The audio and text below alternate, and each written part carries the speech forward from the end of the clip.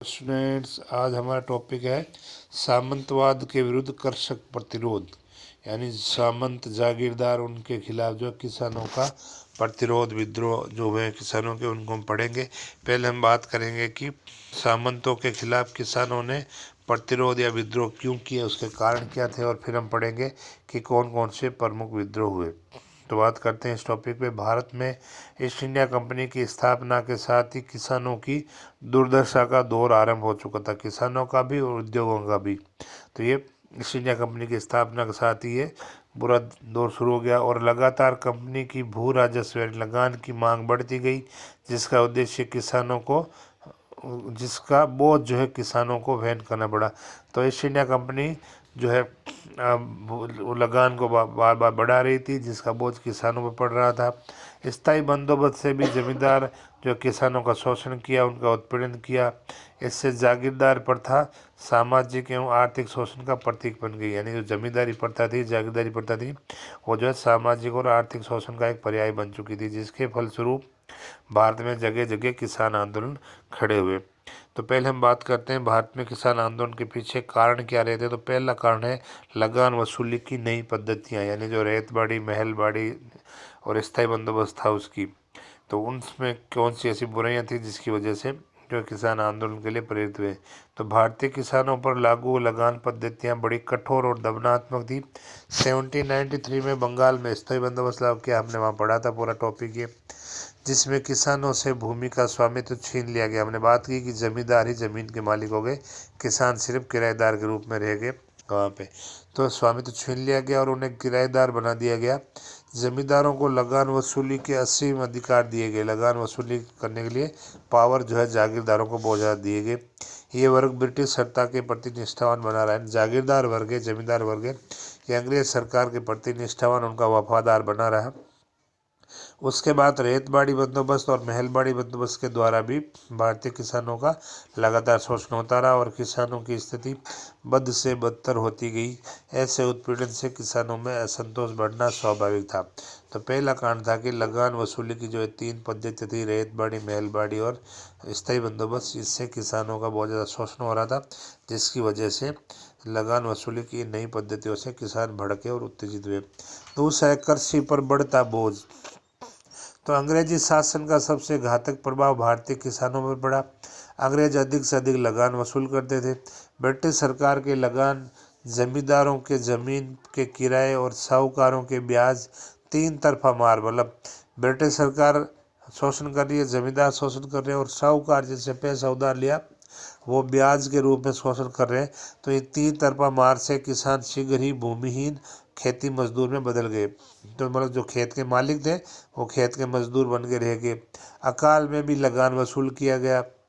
Britain में हुई औद्योगिक क्रांति ने भारत में घरेलू उद्योग धंधों को नुकसान पहुंचाया। ब्रिटेन की औद्योगिक क्रांति में जो कच्चा माल चाहिए था वो भारत से चाहिए, तो कम कीमत पे एडवांस दे करके किसानों का शोषण किया जा रहा है। और ये लोग शहर छोड़कर, जब ये उद्योग धंधे वाले, जब शहर के उद्योग धंधे नष्ट हुए तो घरेलू उद्योग धंधे, तो ये लोग क्या शहर छोड़ करके गाँव में आ गए और गाँव की ओर भागे और खेती को अपनी आजीविका चलाने का प्रयास किया। यानी उद्योग जब शहरों में छोटे उद्योग नष्ट हो गए तो ये लोग गांव में आकर ज़मीन लेके खेती करने लगे। तो लोग ज़मीन पे खेती करने वाले बढ़ गए, ज़मीन तो बढ़ी नहीं। तो ये भी एक बोझ था कि खेती से अपनी आजीविका चलाने का प्रयास किया। अब जो है ग्रामीण अर्थव्यवस्था केवल जो है कृषि प्रधान रह गई थी। केवल ग्रामीण अर्थव्यवस्था, जो छोटे उद्योग नष्ट हो गए तो ग्रामीण अर्थव्यवस्था कृषि प्रधान रह गई। इससे खेती पर दबाव बढ़ा। खेत छोटे हो गए क्योंकि लोग शहरों वाले भी आकर खेती करने लगे और पैदावार घटती गई क्योंकि खेती पर डिपेंड लोग ज़्यादा हो गए, खेती पर काम करने वाले लोग ज़्यादा हो गए, जबकि ज़मीन उतनी है। इस प्रकार कृषि पर बढ़ते हुए बोझ और घटती हुई पैदावार ने किसानों को आंदोलन के लिए विवश कर दिया। तो ये जो कारण था कि खेती पर बोझ बढ़ गया है और पैदावार कम हो रही है, तो ये किसानों को आंदोलन करने के लिए विवश किया। दूसरा कारण। तीसरा लेते हैं व्यापारिक फसलों को प्रोत्साहन। अपने कृषि का वाणिज्यकरण वाला टॉपिक पढ़ा था, उसमें पढ़ा था वही है कि ब्रिटेन में बढ़ते औद्योगिकरण के लिए कच्चे माल की आवश्यकता थी, जो अंग्रेज भारत से पूरा करना चाहते थे। अतः भारत को अब केवल उन्हीं वस्तुओं का उत्पादन करना था जो ब्रिटेन की मीलों में आवश्यकता थी, फैक्ट्रियों, कारखानों में जरूरत थी, उसी कच्चे माल को उत्पादन करना था। इस हेतु किसानों से कोई ऐसी फसलें उगाने के लिए प्रोत्साहित किया गया इन जो मतलब मिलों में काम आए। इनमें मुख्यतः बंगाल में जूट, पंजाब में रुई, बिहार में अफीम, बम्बई में रुई, आसाम में चाय के उत्पादन पर बल दिया गया ताकि ये इंग्लैंड की मिलों में भेजा जा सके। 1853 के बाद नील, चाय, कॉफ़ी, रबड़ की खेती पर अत्यधिक बल दिया गया। इससे सरकार व व्यापारी वर्ग को लाभ हुआ, किसानों को नहीं, किंतु किसानों की गरीबी और अधिक बढ़ गई क्योंकि व्यापारी वर्ग खड़ी फसलों को सस्ते दाम पर खरीद लेते थे। ये स्थिति किसानों की तबाही का कारण बनती जा रही थी। तो मतलब किसान को कोई मजबूरी में पैसा चाहिए किसी अब, तो लोग जो व्यापारी खड़ी फसल को कम कीमत पे खरीद लेते थे, तो इससे किसानों की जो है बर्बादी का कारण बनता जा रहा था।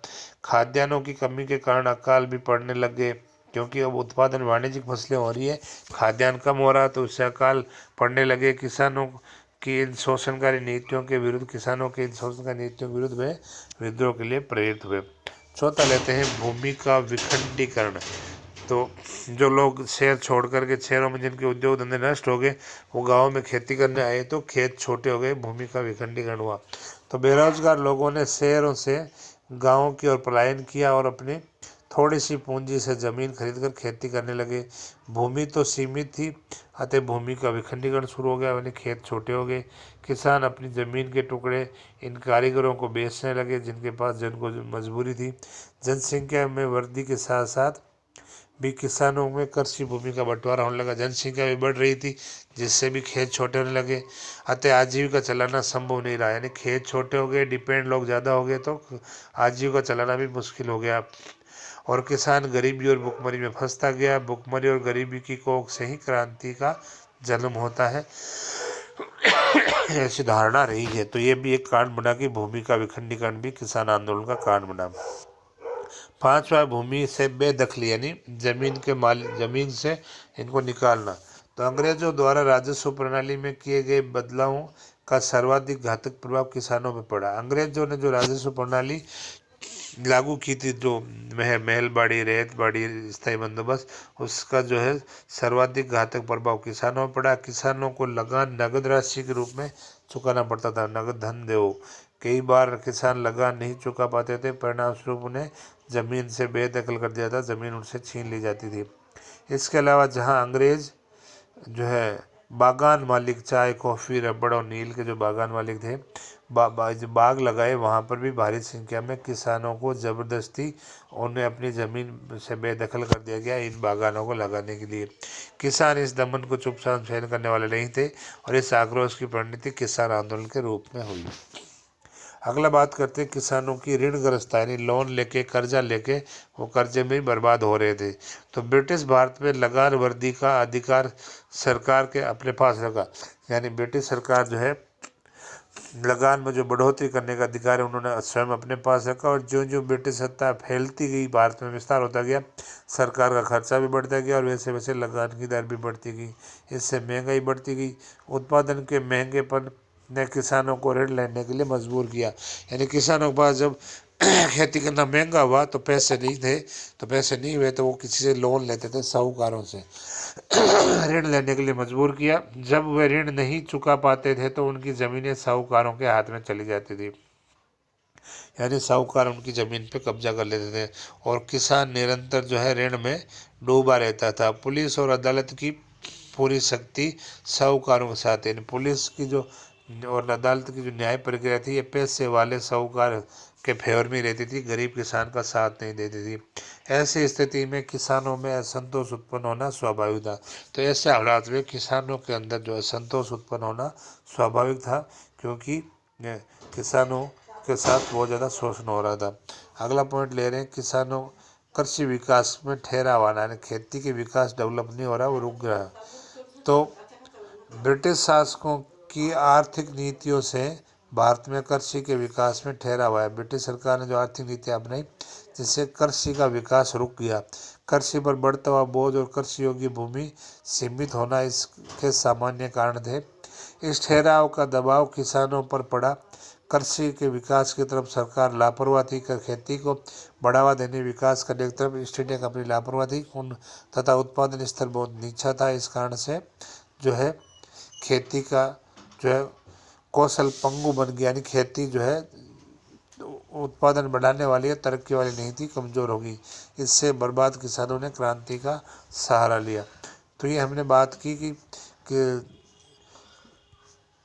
सामंतवाद के विरुद्ध कृषि प्रतिरोध के जो है क्या क्या कारण रहे थे, उन कारणों की हम बात की। अगली क्लास में हम बात करेंगे भारत में प्रमुख किसान आंदोलन कौन कौन से हुए, उनको हम पढ़ेंगे।